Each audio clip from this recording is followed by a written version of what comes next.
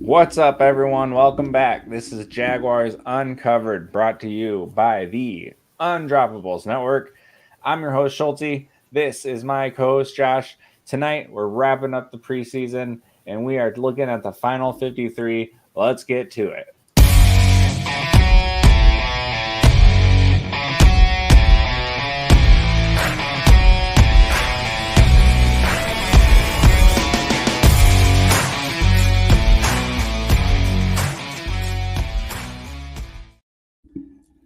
Whoa, we did it again. We're back. Josh, my man, what's going on? What's going on, man? How we doing today? I am fantastic. I got the stream here linked for us live on the Twitter, so we can actually give a proper retweet this time.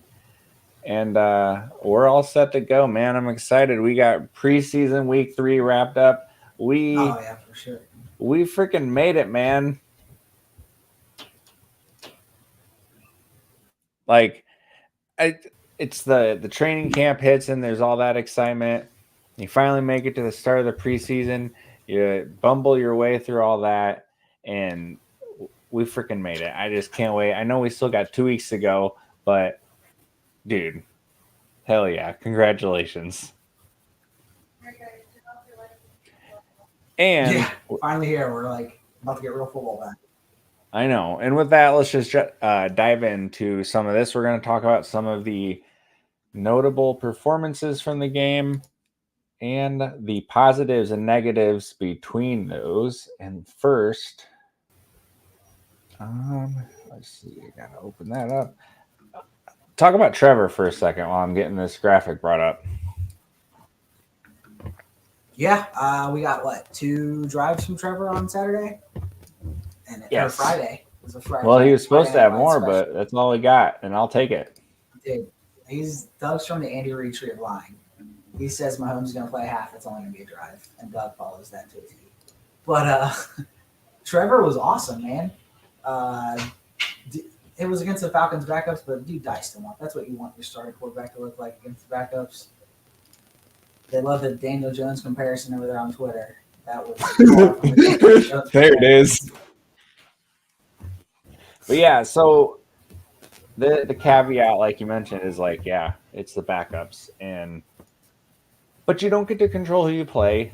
And as cliche and dumb as that is, it's true. But we've also seen Jaguars teams be in this spot where the starters go out against non-starters and dudes who aren't going to be in the league, and then they had the road bumps and things that didn't go well. And so you're like, okay, so what's going to happen when we play starters? Well, that didn't happen. And one of the things I said last week was just don't look like shit. And they didn't. It was quite the opposite. Show title, Annihilation in Atlanta. 31-0. Yeah. Trevor Lawrence, 2 drives. Yeah, exactly. 8 of 10, 92 yards. Yeah, 92 yards, 2 touchdowns, no interceptions. Both touchdowns to Evan Ingram, who caught 4 for 28 and 2 touchdowns. Travis Etienne ran for 7 rushes, 46 yards, caught a ball for 3 yards for the starters. And looking at the starters, you even saw Parker chip in some with the first string. Totally had 4 receptions for 35 yards. But I didn't put Brian Thomas on that list, but because he only caught 1 ball. But hit me up on some Brian Thomas, man. Like you said, Brian Thomas only caught 1 ball, but it was that cool deep over that Doug likes to run. And with Brian Thomas's speed, it's hard to keep up with him. And it was a good strike from Trevor, and then Thomas doing the rest, just outrunning people. Even got a broken tackle in there. The thing I loved about right at the end, he made a guy miss. Made him like he kind of made the dude miss and made him break a tackle in the process, which was really cool to see. The thing I loved about that play, maybe it was the camera angle, but it looked like Trevor fired that ball up the seam to Gabe, and it kind of looked like the defender, like in the intermediate area, was trailing Gabe, and so it looked like the ball was going up the seam, but all of a sudden out of nowhere, Thomas comes horizontally and just snatched it and was gone. And I was like, whoa! I don't know if it was like intended to play out that way, but it was really damn cool. Yeah, though I mean, you could tell like with the heavy play action, it was definitely a boot play, and you have to assume that was meant for Thomas.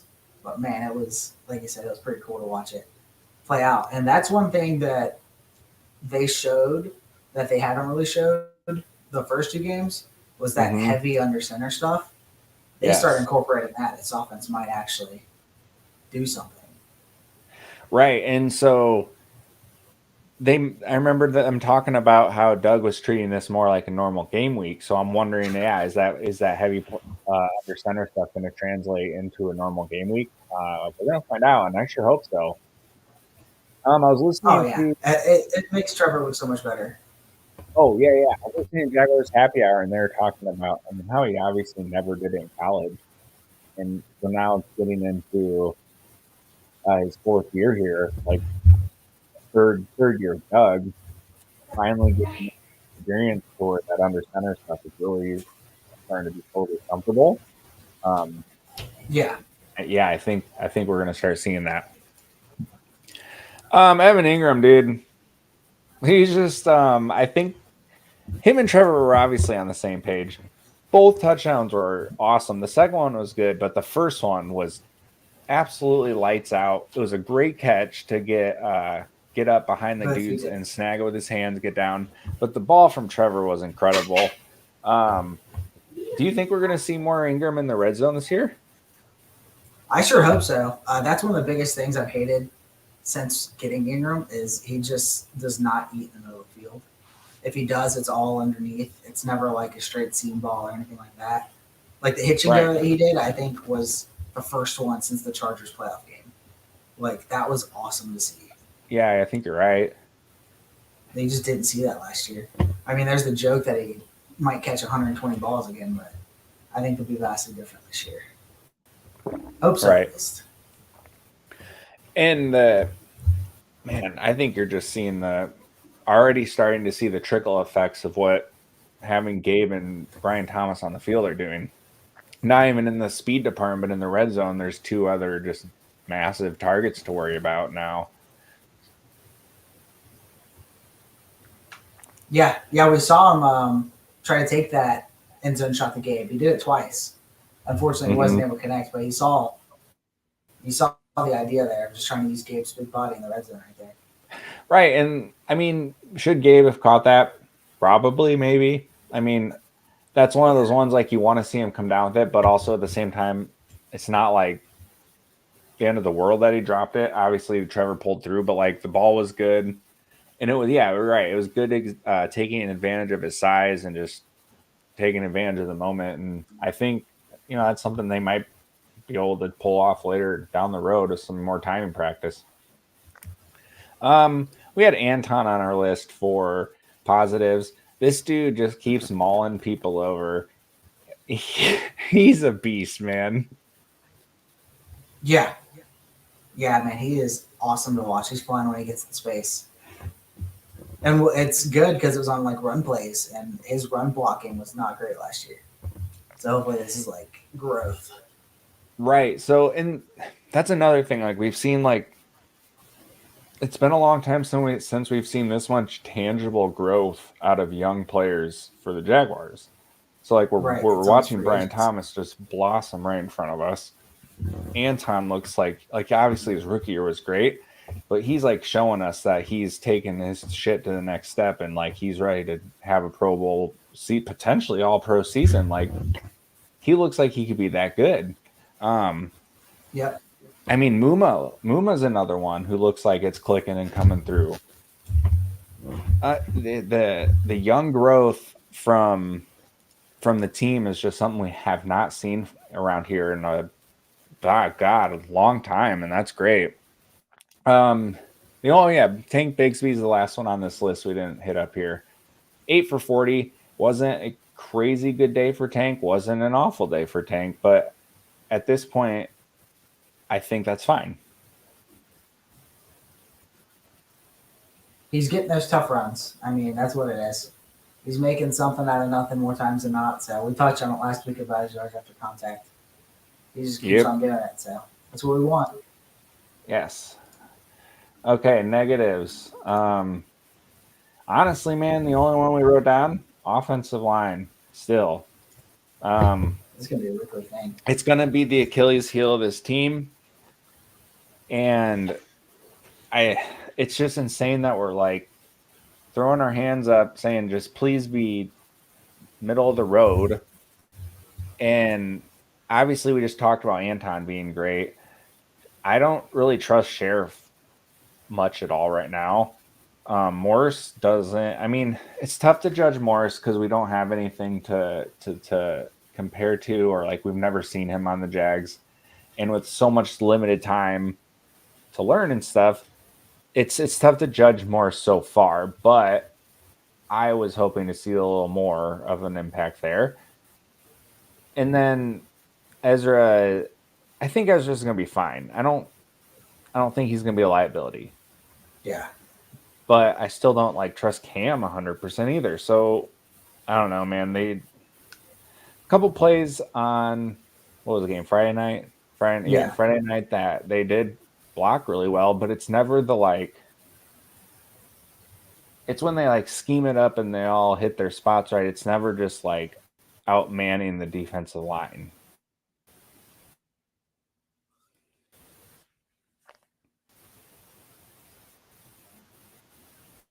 And that is like a bit of a concern for me. Yeah, I think it comes down to if we needed a yard, I wouldn't trust them to get us. No, and that's still like they had a short yardage and couldn't do it the other night. Okay, I'm gonna switch back to the other overlay for us real quick because we're gonna bring up some film stuff, and I'm gonna let you do your talking thing. Okay, get rid of that one. First up, we're going to do this one ETN run where they ended up lining Ingram at H-back, and that was pretty dang cool. Let me pause that, bring it back to the center here, or the beginning. And I'm going to be honest, I forgot who I clipped this from, but Ezra and Cam were highlighted. They team up there on their dude. Sheriff pulls over, Ingram lands his guy, and boom, ETN's gone. Like, look at that space. It's beautiful. Yeah. I don't think we've seen anything like that with Ingram. Remember we drafted that fullback the end from Houston last year? I think this is what they envisioned him doing, but this was nice. Forget his name. Yeah, I mean, once again, backups, but I would love to see Ingram do this on a Sunday to a starting linebacker. But regardless, like, this is beautiful. Was this the play that Ingram almost housed and tripped? I don't know. I think this is one where he got loose outside. I mean, Mitch Morris does okay at the point of his attack. It's pushed back a little bit still. And I love that they got Thomas coming around on that action because they're going to dial up something with him coming around too at some point off of this. You see, they have to respect it too, that end can't dive down. Yep. So that's a fun one. Dude, Press has been cooking this preseason. Dude, he really has. I think we have to give him his flowers. Sideline Press might be the meta. Okay, next one I'm going to give you is that just insane throw to Parker. Dude, I'm going to play it for you, and you go ahead. Dude, this reminds me of that play last year against the Texans where he threaded the needle and the two dudes hit each other, or the Colts. That's what it was. Yeah. That's what this felt like in real time. Like when he threw this, it was that no. Oh my God, he really did that kind of throw. Yeah. And then Parker on the slide cancel. Don't know why he fell, but it was pretty cool looking. Yeah, like between the defenders right there is perfect. Like some Jonathan Mingo energy. To slide on that catch. Except for Parker actually did it. Yeah. Dude, and he jumped up so fast. Yeah, the other thing that is really impressive from Parker here is this is an absolute rocket from Trevor, and this is a hands catch. Yeah, no body or nothing. Yeah. I mean, that's a jugs machine catch right there, man. And yeah, this is just super awesome all around. I would be curious if like, I mean, obviously this is all right, I'm gonna get technical here and I'm probably wrong. Is this a flood concept? Yeah. So Oh, nailed it, dude. you got your flat, you got your intermediate, and you got that deep corner up there. All right, I'm proud of myself for that one. Yeah, so it's that But deep yeah, slide that's with the flood, ETN on the flat, and it even has like a run option in there. Trevor could technically take off. I think he throws this more times than he would ever take off. That's one of the issues some people have with Trevor. But I mean, so you're saying he should have probably just tucked it? No, I'm saying the option was there to tuck it if he wanted to. Like gotcha, he could have followed ETN there and gotten like what 5-6 right, yards. if he had baited the defender and then dumped it. Yeah, but I mean, it's totally fine. It was a good result. Right, because like third down and 2. If you would have missed that throw, people would have been mad that he didn't run it. Kind of thing. Right when this play happened live, I just jumped on my phone and just put Trevor as a menace. Yeah, yeah. I like giving out a little gasp on that one. Like, oh my god, dude, that oh man, I love him. Okay, the last one we're gonna do here, real quick. Let's see. Oh, Mason Smith, that's the one. Yeah, he's one of our positives. So this one I got for you. This is 3 clips in one. And this one is, oh yeah, just a nice effort play right here. Go ahead. Yeah, this is the stuff that you want to see from like Mason Smith. Like he pushes his guy back, he forces the quarterback out. Now he obviously doesn't bring him down, but I mean that's what you want. You want him to disrupt the quarterback, and he gets help from the end there. Here's that Trayvon. He missed the sack, but he does get like that's good push right there. And he was getting double team and triple team. Like a rookie getting that kind of attention was kind of wild.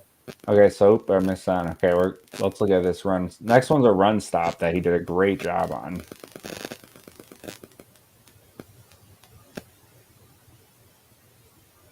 Almost gets knocked down and still makes a play. Yeah, he comes all the way across the line too. Trips over the guard or the center and then finishes that stop right there. Like we just weren't getting that from the interior last year. Like that kind of effort against Derrick Henry, we're probably in the playoffs. But we were not getting that. Don't say that. And then all right, the next last one we got here is the almost sack. Yeah. Dude, look at that swim move. Again, you'd love him to finish, but my God. The quick pressure like that, you can't beat it. Like there's nothing your quarterback can do. My instant reaction was like, my God, he is big. Yeah. So I think we get an end zone shot at Like the play's dead at that point. Yeah, exactly. I mean, like Taylor he can no Heineke, longer look down. Yeah. That's like his part of his game is he can make that play happen. I mean, it doesn't always end well, but this one ended up working out decently because he's one of those dudes who can make some stuff happen under pressure. But regardless, great play. Look at it one more time. But yeah, like you said, but yeah, it's a dead play. He makes a little something out of nothing, but yeah, instantly ruins the play. And one thing here, the only thing that like you think about like Aaron Donald and the way he just wrecked games is because the quickest way to screw up a play is up the middle instantly. Yep. That interior pressure is the worst kind of pressure quarterbacks. Right. If you get someone to like blow through the line right away, they're screwed instantly. Like the other team, it's the only thing you cannot like scheme up for. Yeah, because you don't want to bail at that point. If the ends are doing their job, like that interior pressure just kills everything. Right. Chris Jones, also notorious for that with the Chiefs. When you watch the playoff run, it's just him constantly wrecking plays up the middle. Okay, so we're going to talk about the final 53 before we get out of here in a few minutes. And dude, I love how we got to just talk about that the game recap so quickly because what was there to talk about? They kicked ass, they did their job, and got out of there, man. Beautiful. Right. Absolutely. Okay, so I'm gonna get another screen up.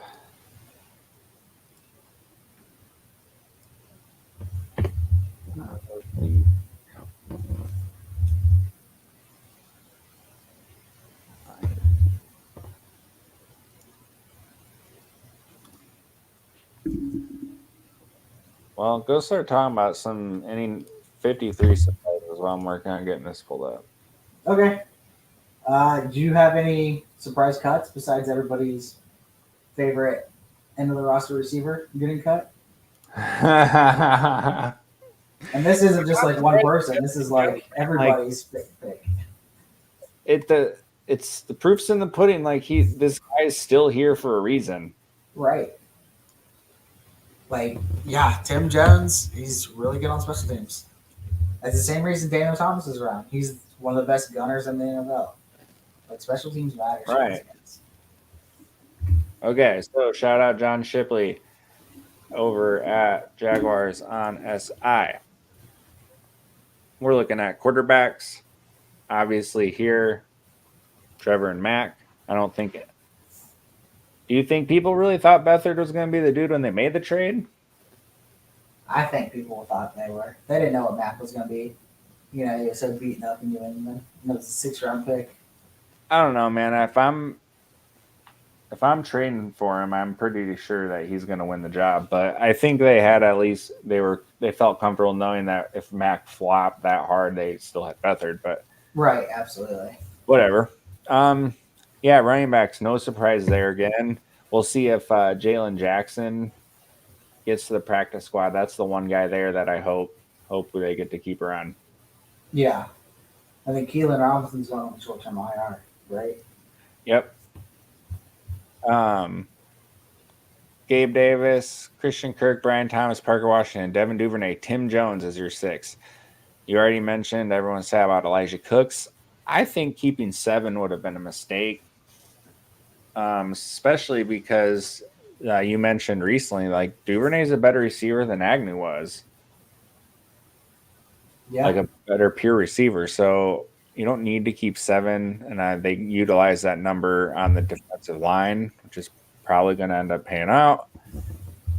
And yeah, I'm happy with this wide receiver room. This is substantially more talented than anything Trevor's had to work with. So, yeah, the top 5 is usually his best top 5, even with a rookie thrown in there. It's not hard to compete against. He didn't have a lot of good receivers. Okay, so tight ends. Once again, nothing crazy that we are surprised about. Britton Strange is still tight end 3. I think that has to be noted. It's been shown in the stat counts. Like, dude's tight, a 2nd-round pick, and he's still tight end 3. He's got to show us something this year, and if he doesn't, I'd be surprised if he's around. Well, I'm not going to say I'd be surprised if he's around next year because it's not my call, but he really needs to show some stuff this year. Yeah. Offensive line. This was one where things could have gone a couple different ways. Cam Robertson, Ezra Cleveland, Mitch Morris, Brandon Sheriff, Anton Harrison, Javon Foster, Cole Van Lannon, Walker Little, Cooper Hodges, Luke Fortner. Any surprises to you here? I was surprised that they cut Shatley, especially with this being his last year, and we know what he is in terms of a guard or center. Like, he's at steady Eddie backup center guard. We know what he is. That's typically somebody teams like to keep around. So it was surprising. He's obviously probably going to make it to the practice squad. So they'll keep him around that way. But yeah, that was my biggest surprise on the O-line. Yeah, I thought when they re-signed him, like, it was a pretty clear indication that, like, you know, this is our dude that we really trust, and we like having around. And I don't know, he must have just, I don't know. Obviously, we're not at practice, we're not in meetings. So, I mean, we aren't one to sit there and speculate that hard on it. Defensive line, they ended up keeping 11. Obviously, with the starting ends, Josh Hines, Allen, Trayvon, Walker. Then in the middle, you had Devon Hamilton, and then assuming, how do you think that? What's the starting four going to look like? I think Mason Smith's going to be on the starting four. Or is it going to be, Armstead, Allen, and Walker on the field at the same time? How's this going to work out? So that's what I wonder too, because they have Armstead listed as defensive end. So Right. I mean, I posed the question: did you pay $13 million for an edge 3, or is your first round pick from 2 years ago edge 3, your number 1 overall pick? Now, when you put that like that, it invites those questions, and I think it's still going to be Armstead in the middle with Devon Hamilton, but having them listed as at the end is still, I think, interesting. Right. So the other thing there is like, are they gonna reduce everyone's snaps slightly to get all three of them out more, or yeah, like are we gonna play a rotation game here, or are they gonna start kicking someone inside more often? I don't know. I'm gonna trust Nielsen on this one though. I'm not gonna question that. This is the group that I could see them adding on the trade market, or well, not really on the street at this point, but on the trade market potentially if they're going to do something. Yeah, they linebackers. What? I was saying they traded Travis Gibson and released Breland Speaks and Coleman, who we thought they were going to make, but so they have a plan. They obviously know what they're doing. Oh, the one guy I could see. Do you think Roy Robertson Harris is potentially on the move? Do you think someone's going to take on that deal? Based on cuts, but I don't know. It sounds like he's staying. We'll see. He's a rotational guy. Yeah. Right. Some of this will change over the next few days. No surprises at all on linebackers. We got Lewican, Devin Lloyd, Chad Muma, Ventrell Miller, Yasir Abdullah. Yasir Abdullah at Sam seems to be going pretty well. Yeah, it looks like they're sticking it out. Good in the preseason, and he's healthy. What did you say? I'm sorry. I was saying that Yasir Abdullah, they figured it out. I mean, he's sticking around. So. Right. And then we mentioned earlier, Muma is like really seems like he's taking a nice step. Yeah. So it is a big test year for him and Lloyd, though. I mean, obviously both of them are looking to prove that they can play, and I'd be surprised if both of them are here long term. So that they have their eyes on the market at some point, and they need to prove it to make the money. Cornerbacks. This is where it gets surprising. What do you think about this group of 5 here? That we got Tyson Campbell, Ronald Darby, Monteric Brown, Jarian Jones, DeAndre Prince. So I think the only question was the Monteric Brown over somebody like a Braswell, just because of the long speed aspect. But he obviously proved himself, and we've seen him in a starting role. I mean, he played against the Saints. He held his own. So, yeah, that was losing Braswell, who had a pretty good preseason, was surprising. Yeah, that was the biggest surprise for me too. Trey Flowers had looked pretty good, and then safety Andre Cisco, Darnell Savage, Antonio Johnson, Daniel Thomas. This one's been straightforward for a long time. Now I don't know where they were listing. I forgot Terrell Edmonds, but he looked good. I thought he had a shot. Yeah, they had him at safety. I'm pretty sure. Okay. And then down at the bottom there, we got Logan Cook, Ross Matisic, and Cam Little. Once again, no surprises. Specialists. Get rid of this here now for us.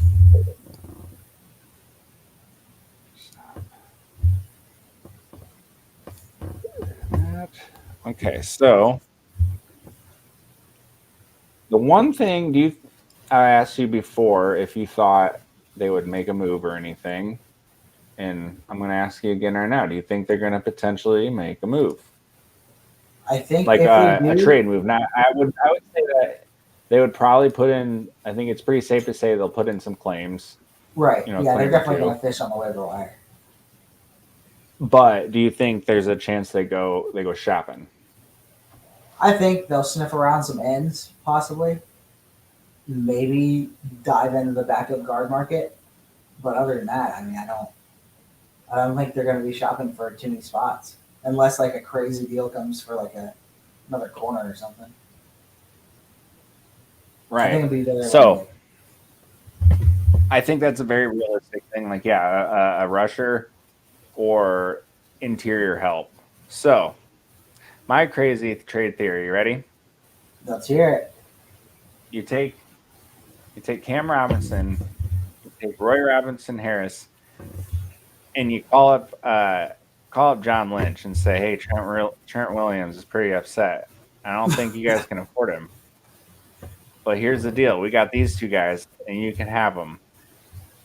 What else? What else do we got to do? Like now, once again, this is one of those trades that's I'm just gonna say it. It's not gonna happen. Right, yeah. There's no way. But if there was like a fantasy, a trade in fantasy land that happened, think about that. Yeah, I think you'd have to throw a pick in there just because Trent is still so good. Oh, and he'd be so worth it. Even if even though he's older, he's still one of the best left tackles in the league, and he's totally worth it. Absolutely. Yeah, that'd be fun. I think there would be like we obviously joke around about apologizing to Balky, but I think we're all still like apprehensive. I think if he made a move like that, people would be like, okay, like the mini men thing would be real. Yeah, once again, it's not going to happen. Don't get your hopes up, but that would be if he landed Trent Williams. I think people's tune on him would change real quick. Yeah, I mean, we still didn't really attack the offseason like we're going for a Super Bowl. I think a move like that would be like, okay, we're really in this for a Super Bowl. Right. Okay, that's gonna be the last segment here before we get out of here. MVP of the week, and in this week, it's not the most valuable player of the week, but it is the most valuable player of the week because it's Anton Harrison. Except he gets it for the most valuable pancake of the week. They ran a pitch out wide in the red zone. He knocked his dude flat on his back so fast and just went down. So he could have ended there, right? Like he could have been like, yeah, that guy's on his back. Like he's good. No, he went out and pancaked his ass. So shout out to Anton. Unfortunately, the play wasn't super successful, but he did his thing.